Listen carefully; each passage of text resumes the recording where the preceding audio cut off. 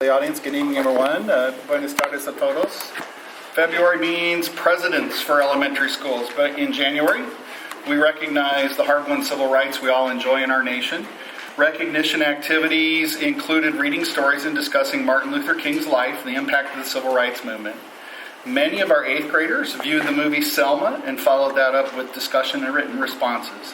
One of the prompts was, Martin Luther King never used a cell phone or posted pictures from his protests on social media. After watching Selma, how do you think public protests were different in the 1960s than they are today?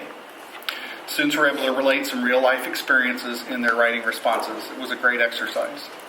Estrella Vista Elementary School won the Treasure Hunter Award, and that award is given to 4 elementary schools across the state who best exemplify Kids at Hope themes in their Kids at Hope Day celebrations, and they'll receive a banner and a gift certificate from the Kids at Hope store. Congratulations. Our new governor's assault on community public schools is already generating a lot of community mobilization in the form of meetings and articles. We think basic information is important for people to be able to draw their own conclusions. One of those reports is from the Children's Action Alliance, and I was at a meeting where I got some copies for board members. For the benefit of the audience, I'm just going to show a couple things. One, this page you can see is up on the display now. It shows blue bars.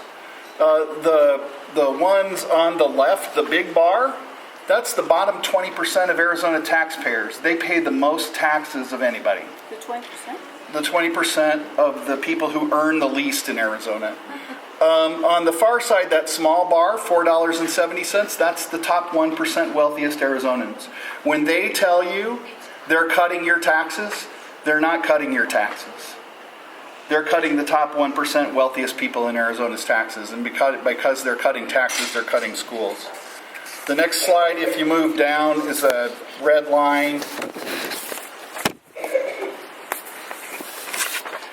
This is shared personal income, shared effort per $1,000 of personal income. You can see on the far left that the red line is higher than it is when you get to the far right.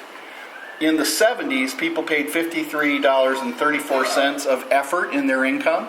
Through most of the 90s, until we started cutting education, about $50, $49.31. It dropped in 2010 as the legislature started to really cut deeply for the recession to $29 and a penny. Today it's only $33. $20 lower per thousand than it was in the 70s. The next slide's all red lines pointing down. These red lines show the revenue lost each year due to tax cuts passed by the legislature. The top of this graph is 0. The lines going down show you how much in millions of dollars the legislature has made in tax cuts, with the greatest ones coming in future years. The last is fiscal 19, and we're in fiscal 15. Those are tax cuts still set to go into effect. In fact, they were voting on tax cuts again today in the legislature. And they tell you they don't have enough money to fund your schools. The next graph, Arizona's education funding per student. Even though the budget is up, there's more kids. The amount of money per student is down. The bottom line, the blue line, is state funds only. The red line is if you combine local funds and state funds, that means your tax dollars. And the red line is the orange line on top is if you add in federal money. So you can just see by the angle of that line that the funding overall is down. And we showed you the revenue, so you know why, because of tax cuts.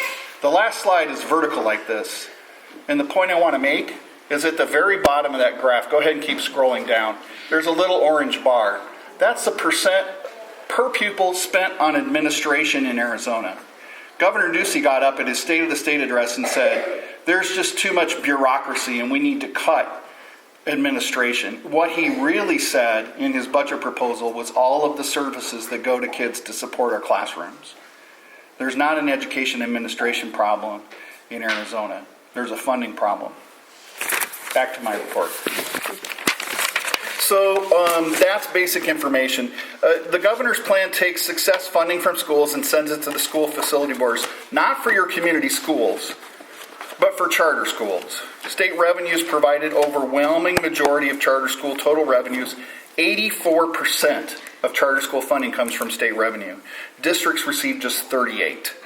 Because our local revenues, our own dollars in your taxpayers, pay 46% of that.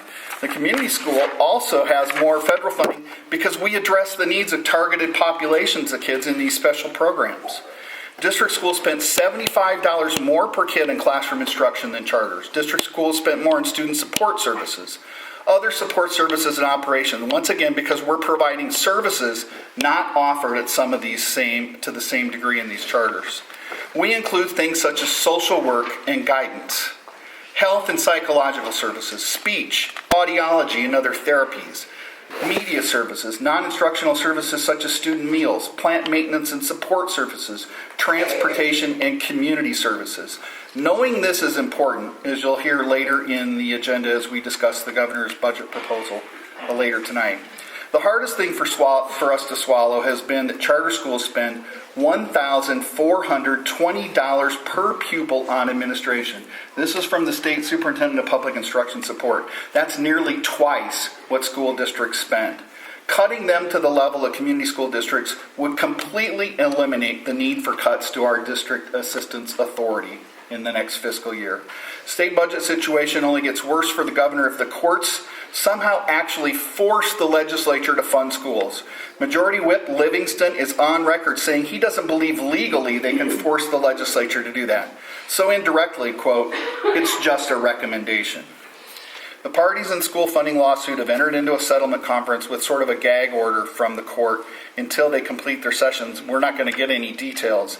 There may be some sort of progress report in the future, but in the meantime, there will be a lot of speculation on what will happen in the legislature. In addition, the new superintendent of public instruction, Diane Douglas, has called on the governor and the legislature to ditch the new AZ merit test. Ditch is a quote from her. Coming up in April, and there's several bills being introduced in the legislature to change state content standards and the state testing statute. We're continuing to plan to give the test because it's a requirement of the federal government. But in truth, our local school community is waiting to hear what happens in the squabble between politicians on these issues. On a more positive note, last week we held our annual professional development day for all of our staff members, and there were several sessions held throughout the day that allowed staff members to have new learning opportunities. One highlight of the day was the opportunity to provide differentiated professional development for our new and returning teachers. Feedback from the staff about the day was very positive. Our soccer season is halfway through, and it's been full of fun and competitive games. Highlights so far are Estrella boys soccer team and Country Place girls soccer team. They both have started off the season with undefeated records. All of our games are played at Friendship Park, and the teams are really rounding into shape. It looks like it's going to be a real interesting second half of the season.